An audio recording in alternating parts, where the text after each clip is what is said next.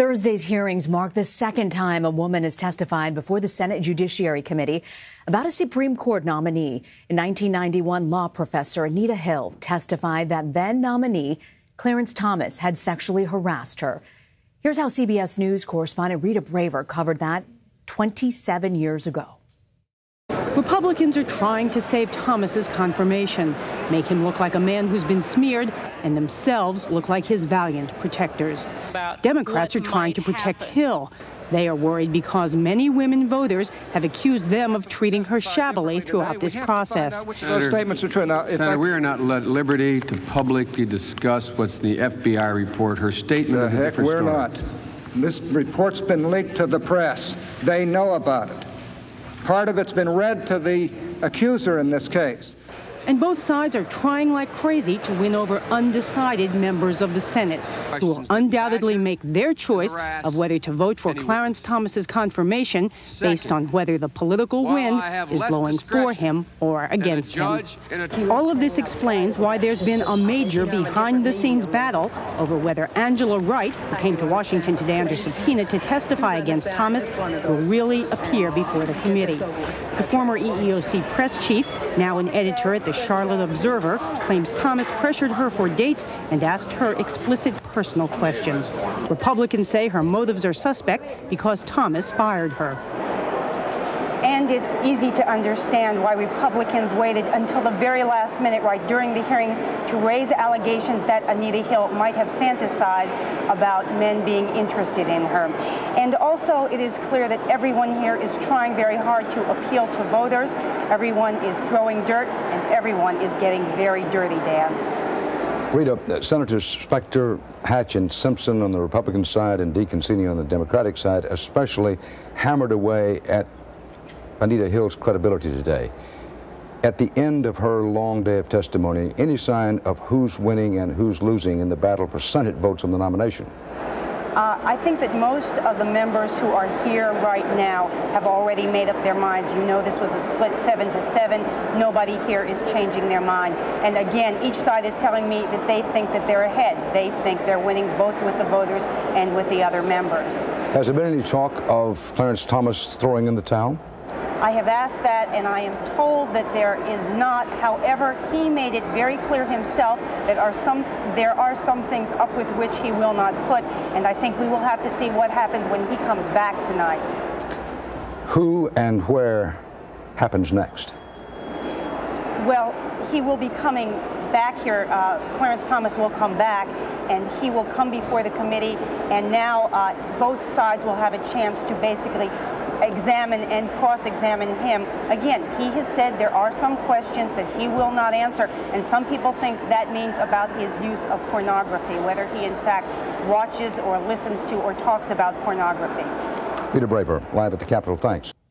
And Rita Braver joins us now from Washington. Right now, she's a national correspondent for CBS Sunday Morning. So, Rita, there are so many parallels between Anita Hill and Dr. Ford. What stood out to you? It is amazing to me. Just watching that brought back so many memories. You still have the senators posturing. You still have the he said, she said kind of atmosphere. And you still have this fight that's going on for public opinion. And a lot of, now we're in an election year, so that has made it even more highly charged. The one thing that I thought was a little bit different was that back in that day, there were a number of Democrats who did support Clarence Thomas and, in fact, in the end, ended up voting for him. You know, it's interesting you mentioned that. I was just old enough, Rita, to remember the sort of sense in Capitol Hill in Washington. It didn't seem as tumultuous and as sort of poisoned and partisan back then as it is today. What's different between how the members of Congress conducted themselves then and today? Was there any difference? I think it was equally sort of poisonous from those who believed very specifically one way or the other. There were a lot of sort of conservative Democrats, something that we don't have very much of anymore, who were supporting Thomas from the very beginning. There were even a couple of liberal Republicans who didn't vote for him, which is something that we don't have very much now. You know, we have 3 members of the Judiciary Committee now that were actually on the panel back then, Senators Grassley, Hatch. even Leahy. I want to play a bite for you from Senator Hatch. I hate to say this, but this is worse than Robert Bork, and I didn't think it could get any worse than that. This is worse than Clarence Thomas. I didn't think it could get any worse than that. This is a national disgrace, the way you're being treated. And in the middle of it all, we have Judge Kavanaugh, a man who until 2 weeks ago was a pillar of the legal community. Do you see any changes from those senators after their experience with the Anita Hill hearings? You know, one great thing about Senator Hatch, and I have known him for many years, is that he really does righteous indignation very, very well. I think that the senators who are there are kind of locked into who they were 27 years ago. One of the things that sort of struck me was, if you remember, Senator Leahy, who praised the accuser in this case for coming forward, said that courage is contagious and other women will feel more comfortable speaking out. But in fact, she wasn't comfortable from the beginning. She really had to be persuaded to go forward. It took a lot of time, and really the fact that she was out there becoming public for her to come forward. And it took Anita Hill a long time to come forward. Neither of these women jumped into it, I think because they were afraid of taking their reputations, taking the kind of beating that in some courts they will take. We saw Brett Kavanaugh today take an almost hostile tone during his testimony. Was that the same tactic that Clarence Thomas used? You know, Clarence Thomas was furious, and he, if you recall, you were too young I was too young to remember. That is correct. It, but he called it a high-tech lynching, and he even went so far as to suggest that this was an attempt to use stereotypical accusations against an African-American man, even though the accuser, of course, was an African-American woman. So I think the level of anger, hurt, disappointment was there 27 years ago as well. And it's the same kind of thing where I think people on both sides really, you know, these are such strong cases on both sides.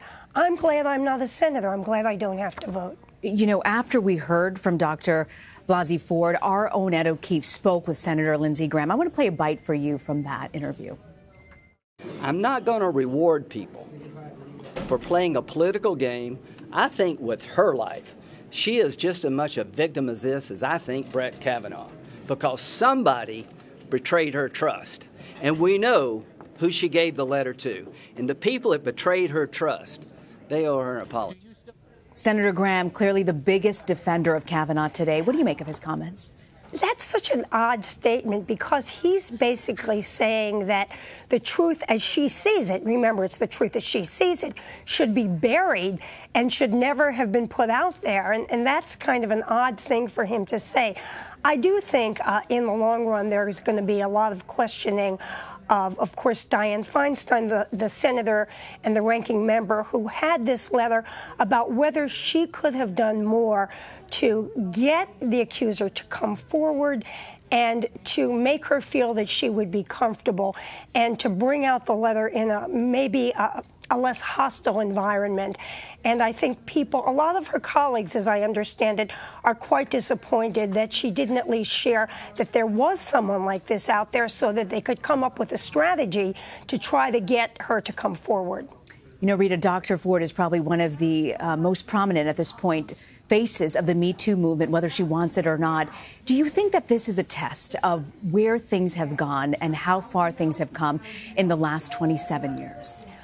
I actually think it's a test of how far things haven't gone. The fact that she is still, 27 years later, afraid to make an accusation that she really believes is just exactly the way Anita Hill was. And the fact that the two sides are lining up the same way, to me, shows we haven't come very far at all. And if he ultimately does get confirmed, Rita, what do you think this means for the Me Too movement? Well, I think, you know, right now it's certainly looking like he's going to get confirmed unless something else happened. One of the things that I think is interesting was the way the Democrats kept asking for an FBI investigation, I'm not sure if it was in the hopes of making the whole thing last longer, or was it because they were hoping that something would come out that hasn't come out yet? Unclear to me. But I think that in the long run, if he does get confirmed, his decisions on the Supreme Court, one would hope, would not be informed by this experience, but there's always the chance that it would be, and some people think that Clarence Thomas's decisions, which traditionally have not been toward women who are accusers or toward women's rights over the years, are perhaps a product of what happened. I don't know if you can actually say that because he was very conservative going in. I do think that women may, in the short run, feel more empowered to come forward.